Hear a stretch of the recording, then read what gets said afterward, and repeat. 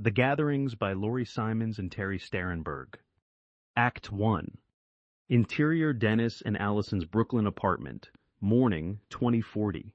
A vase of fresh flowers is bathed in soft morning light on the sideboard.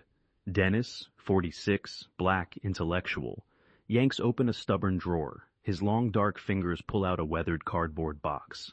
He touches the jumble of memory cards and portable hard drives. Dennis. There they are. Allison, you need to see this. Allison, 47, white, energetic, walks close and peeks over his shoulder. Allison. Are those the videos of the early gatherings?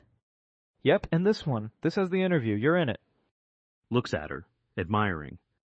You started it all, Allison. People should know that. It wasn't just me. You know I don't like being in the spotlight, Dennis. I know. Thinking in jest. Okay, I have an idea. I could put these recordings in a time capsule marked, "Don't open for 100 years." Then you won't have to deal with it. But when they finally open it, everyone will know it was you. She smiles affectionately, glances at the clock. I gotta go. I'm gonna be late. She grabs her purse and keys and exits quickly, leaving Dennis behind in silence. Dennis stands frozen, opens his laptop and plugs in a memory cards marked 2035. The screen flickers. A shaky camera shot of 200 people in a packed classroom, 2 empty stools at the front of the room. Dennis skips ahead through the footage, stops, presses play. 2 women, Allison, age 42, and interviewer Esther Manning, 57, black, are seated on the stools, each holding a microphone. Esther Manning. On screen. So in the beginning, people told you it wouldn't work. On screen. Yeah, they did. But the world was a mess. It felt like everything was falling apart, like there was no way out. Dennis hits pause. He leans back in his chair, eyes still locked on the screen. Presses play again. People were ready for something new. We had to start somewhere. A beat of silence. Dennis nods. 16 years earlier, exterior school playground, afternoon, spring, 2024. Yelling and arguing breaks out on the school playground. Aaron, 8, and Lorenzo, 9, face off in anger. Aaron. Not like that, you idiot. Aaron grabs the red flag. You're supposed to take the green one. Lorenzo. I want the red one. Give it back. The boys' voices get louder. Teacher, Allison, age 31, appears. Lorenzo's elbow freezes in the air, mid-punch. Interior 3rd grade classroom. Later the same day. The words social studies are handwritten on the smartboard. Allison stands at the front of the class. I noticed that it's sometimes hard for kids to get along on the playground. Well, Lorenzo took the red flag. I don't know why. You don't know why? No. Allison looks at Lorenzo, waits. Glancing over at Aaron. He grabbed the red flag out of my hand and called me an idiot. But he took the wrong flag. Well, I was mad. I didn't want to take the green flag. You were mad and so you took the red flag? What was making you mad? Looking down. He picked Joel instead of me for his team. Surprised. You wanted to be on my team? Uh-huh. Really? I didn't know that. We're not really friends or anything. They fall silent for a moment. Allison looks between them. So we call people names or jump on them when something that is important to us isn't happening. Following the rules is important to Aaron, and being picked for the team is important to Lorenzo, so you ended up fighting. Student 2 looks over at the map. Well, what about countries when they fight? That's different, right? Student 1. Like when Hamas attacked Israel. That was a sneak attack. We can't let them get away with it. We have to fight back. Those are really bad people. Student 4. Why did they do that? It was so mean. You're asking a very important question. We have to help Israel get them. Student 3. But Israel is bombing hospitals and schools where there are kids and babies. My dad says that's where the bad guys are hiding. That's the price of war. But kids and babies and thousands of people, that's not right. The bell rings. Allison looks at the clock. I agree. It's not right. We have to do something. We should all go to the protest tomorrow. Support Palestine. Dismissed. Interior. Museum in the future. The year is 2149. Saturday morning. 2 figures walk through the archway that says, Headlines from the 21st Century. They stand, silhouettes in the shadowed glow of a holographic display. Eliana, 28, mixed race, composed, and her nephew Micah, 11, mixed race, wide-eyed, agile. The holographic exhibit bombards them with footage, news reports, images and headlines from 2024 and 2025. Headlines: more guns, more shootings, immigration crackdown, trade wars, global economy on the brink, poverty doubles in U.S., more bombs kill dozens in Gaza overnight.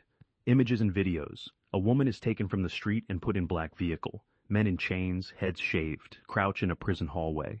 Families walk through dusty rubble as they evacuate Gaza. Micah flinches as a building collapses on screen. Micah. What is this? Was it really this bad? What happened to the kids? Eliana doesn't answer. Her jaw tightens. Micah looks up at her. There is a tear on her cheek. Why did you bring me here? A long pause. Eliana brushes away the tear. Eliana. To see what it was like before. He turns to her. Something must have changed. What was it? Let's keep going. You'll see. Interior. Classroom of third graders. A week after the playground fight. Classroom clock says 3:15. Bell rings. Students leave. Allison shuffles papers and jots down notes at her desk. A voice comes over the intercom. Voice. Miss Silver, please report to the office. Her eyes dart towards the intercom speaker. She takes a breath, stacks the papers, and grabs her purse and coat from the locker. Her footsteps echo through the empty school hallway. Principal's office, late afternoon. Allison hesitates for a moment at the open door. Mr. Jones, 50s, stern, unyielding, sits behind his desk. His posture rigid. He gives a curt nod toward the chair across from him. Allison enters slowly and takes a seat. Mr. Jones. Miss Silver, do you have any idea why I've called you into my office? Allison's jaw tightens, making every effort to avoid sounding sarcastic. Well, sir, I imagine you're about to tell me. It's come to my attention that you've been encouraging students to attend anti-Israel protests. That crosses a line. Some of our students have families in Israel. I can't have that kind of influence in my school. You were warned, Miss Silver. Allison meets his gaze. You're firing me? Please gather your things. This is your last day. Allison stares at him, then stands up slowly and moves towards the door. She casts a final glance at Mr. Jones. He doesn't look up. She exits the office and steps into the hallway. Exterior street in Brooklyn, late afternoon, same day. Allison walks briskly, a box of personal items tucked under one arm. The sound of chants and drums grows louder from just around the corner. A rally. People wave signs and shout slogans. A protesting woman holds a sign that reads, "I sure hope this works." Allison's eyes narrow as she approaches her. What's going on here? Protesting woman. The government's gone too far. They're telling us what we can and can't do with our bodies. We're done staying silent. Allison sets her box down carefully on the ground and takes a deep breath. Do you have any extra signs? Interior, our train. The next day, morning 2024. A distorted voice blares overhead.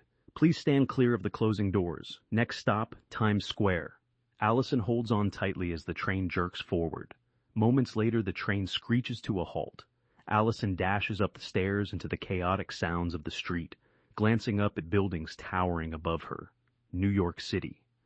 40th Street, Bryant Park. Allison walks past a man with a cardboard sign that reads, "Hungry anything helps." She drops a quarter into his cup. She enters the park, eyes searching, and spots her friend Dennis, 30, black, reserved, intellectual, sitting cross-legged on the grass, completely absorbed in his laptop. She quickens her pace. Looking up. Hey, you look, hassled. What's going on? I'm so bummed. Yesterday I got fired. I don't know what I'm gonna do. Dennis blinks, his eyebrows knit together in concern. He bites his lower lip. Fired? What happened? You love that job. Yeah, I did. The kids were awesome.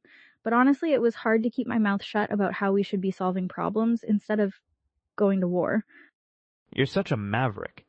That's something I admire about you. Allison looks straight ahead, preoccupied. Well, it got me this time. I can't afford to stay in my apartment anymore. Dennis opens up his MacBook Air and starts searching. Well, let's see if we can find something you can afford. Dennis starts scanning listings. His eyes dart quickly up and down the screen. You want to stay in Brooklyn or... He doesn't wait for a response. His eyes are glued to the computer. Okay, here's one. Studio apartment in Bed-Stuy. Basement level, 400 square feet. $2,300 a month. You're joking, right? I wish, but it's New York. Rent just keeps going up. Who can even afford to live here anymore? Interior Museum, Future 2149, same Saturday afternoon. Micah and Eliana enter another display called Inequality in the 21st Century. The projections display mansions, sports cars, people laughing on yachts. They thought having more was better. It meant status, worth, freedom. That's strange. Now it just gets in the way. Images shift, shelters under bridges, tents lined up along streets, people wrapped in blankets, clutching shopping carts. He goes still. They didn't have homes? Some couldn't afford one. But why didn't they just give them one? Because if you didn't pay, you went without. Micah studies the face of an older man on the screen, exhausted, forlorn. We'd never let that happen now. Eliana rests her hand on his shoulder. No, we sure wouldn't. They stand in the shadow of the display. Neither speaks. Interior Dennis's apartment. Evening. 2024. The door opens, Allison enters, slips off her coat, hangs it on the hook by the doorway. Her left shoulder bears a tattoo of a starfish. Dennis sits at the kitchen table with his laptop, catches her eye, and gestures toward the chair beside him with a subtle nod. She sits. A Zoom call on the laptop screen features the faces of 6 participants. Good to see all of you. Hi, Mel. It's been a while. I haven't seen you since Zuccotti Park. Wow, that was 12 years ago already. Dennis told me a bit about your new project. I'd love to know more. Mel. 78, long hair, white beard. We believe we can heal the divides in our country if ordinary people learn to listen to each other. Sarcastic. You mean instead of shooting each other? Allison gives Dennis the elbow, moves on. You mean like therapy groups? No, it's not about therapy. We're aiming to revive and strengthen democracy. Okay, that sounds interesting to me. We'd love it if you could help out. Interior Museum, Future 2149, later Saturday. Eliana and Micah step into a darkened chamber. Above them, glowing letters say, Democracy. Interactive holograms flicker to life. A president speaking at a podium, hand raised, flags behind him. Democracy was meant to be about choosing people to represent your views. The image glitches slightly. New footage rolls. Angry debates in Congress. Faces red, fists pounding, microphones cut off mid-yell. But it drifted. Micah watches the shouting match, then rallies, fireworks, slogans, candidates waving, flags everywhere, faces in crowds cheering like fans. They look like teams trying to win something. Winning became the point. Micah frowns, absorbing it. Is that why it got so bad?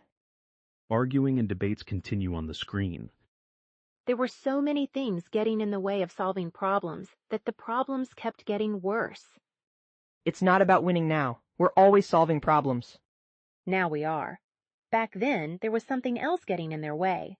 Something quieter but dangerous. What was it? Othering. Othering? News images of handcuffed people being escorted onto planes by guards with guns. It's when people decide that someone else doesn't really belong, that they're too different, too strange, not us. Interior, Allison's apartment. A week after the Zoom with Mel, Allison grabs her tea and laptop, gets comfortable on the couch, and logs on to another Zoom meeting. Several faces appear on the screen. Hi, everyone. I want to introduce you to someone very special. The Zoom screen lights up with the smiling face of Juan Mena, mid-60s, warm and confident. This is Jimena. I'm really excited that she agreed to join us today. In her work, she brings together groups from different backgrounds, helping them find common ground. Jimena. Hi, everyone. It's great to meet you all. I'll send over some links to articles that might give you more context about my work. Let me get to know you a bit first. The conversation proceeds with introductions and connections, but Allison's attention is entirely fixed on Jimena. Connections happen when we welcome diverse perspectives, listen deeply, and reflect back what we have heard. But the real magic begins when people combine their wisdom and create something new together. Allison's eyes widen. She leans forward slightly, completely absorbed. I've worked in places where it seemed like there were no solutions at all. But when everyone feels their words are welcomed and honored, ordinary people thinking together can come up with extraordinary ideas to alter the future. Under her breath, This is exactly what I needed to hear. Allison takes a sip of tea without taking her eyes off the screen. The other voices in the Zoom meeting blur into the background. Interior, Allison's kitchen. Late the same night, the clock on the wall reads 11:48. Allison sits at the kitchen table, eyes fixed on her laptop screen. To herself. What was the name of that magazine Jimena mentioned? The one like Time magazine, but in Canada? She types Canadian magazines into the search bar, her face lighting up as she finds what she's looking for. Maclean's, yes. She quickly types Maclean's Magazine Experiment 12 Canadians. Her eyes scan the results. Got it. The People's Verdict, July 1st, 1991. She leans in, absorbing the article, her excitement building. This is amazing. Allison gets up and fills her coffee cup, returns to her computer, reading silently. The clock shows 1 a.m., then 2 a.m. She continues reading, nodding vigorously. This could change everything. She picks up her phone and begins typing a message to Dennis. I found something. Let's talk tomorrow. She hesitates for just a second, then pushes send. Her gaze shifts to a framed photo on the wall beside her. An image of herself as a young child, age 8, with Uncle Steve, 38. She exhales and closes her eyes. Interior. Couch at Allison's childhood home, August 2001. Flashback. The room is quiet except for the sound of pages turning. Young Allison, age 8, sits close to her Uncle Steve, who is reading aloud, his voice slow and steady. Uncle Steve. Reading. The old man says, "What are you doing?" And the little boy answers, "Throwing these starfish back into the ocean so they won't die." Uncle Steve hesitates for a moment, and then flips the page. The old man says, "But there are too many of them. Throwing that one back won't make any difference." Pause. The boy throws another one into the ocean and answers, "It made a difference for that one." Allison looks up at her uncle, admiringly, then looks back down at the book. "And that one, and that one." He turns to face her, looking in her eyes warmly. "Allison, you remind me of that little boy." Interior Allison's apartment, continuous. Allison opens her eyes, and her gaze shifts to another picture on the wall. Uncle Steve, 38, dressed as a firefighter. On the frame is written, "Never Forgotten, September 11th, 2001. Interior coffee shop, the next morning. The bell over the door jingles. Allison slips in, slightly out of breath. Dennis is already seated with 2 coffees. He raises his cup, smiles. Right on time. You're a lifesaver. She slides into the seat across from him, warming her hands on the cup. I barely slept. My brain wouldn't shut up. I figured. It was Jimena, something about the way she listens, like she's not waiting to talk. She's got that stillness. Yeah, and somehow she made not knowing look like a strength. Dennis nods, unsettled. Allison reaches in her bag and fishes out her cell phone, scrolling. I went down a rabbit hole. Those articles, the Canada study, that German thing. Wisdom councils? That's the one. It's another way, small groups, big issues, but it makes sense. She pauses, takes a sip, looks at him. What if it's not that complicated, just people hearing each other? Dennis taps the folded newspaper beside his coffee. Weird concept, huh? Wait, what are you saying? She leans forward. He feels it, leans back slightly. I think this is it, Dennis. I think this is why I'm here. Why you're here? Yes, I finally feel like I'm in the right place, like everything's led me to this. It's a wild world out there. Trying to change it could get dangerous. End of Act 1.